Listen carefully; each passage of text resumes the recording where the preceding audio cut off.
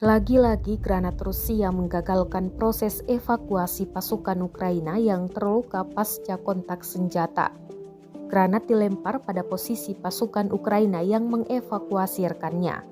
Rekamannya ramai beredar di Telegram pada Senin 16 Januari 2023. Serangan tampak tepat mengenai sasaran.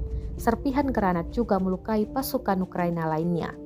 Dalam narasi unggahan disebutkan, drone Rusia membuang granat pada mereka yang mencoba mengevakuasi seorang rekannya yang terluka. Drone merekam pasukan Ukraina tersungkur dan kesakitan pasca disambangi granat. Presiden Rusia Vladimir Putin mengklaim bahwa invasi atau yang disebutnya sebagai operasi militer khusus di Ukraina telah berjalan sesuai rencana. Selasa 17 Januari 2023 atau hari ke-328 perang, Putin menyebut bahwa invasi Rusia di Ukraina memperoleh momentum positif.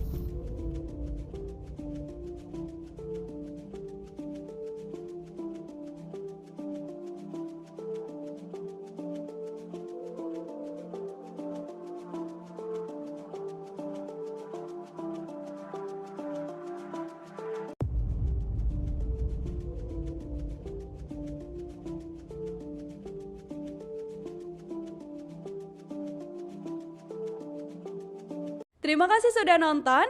Jangan lupa like, subscribe, dan share ya.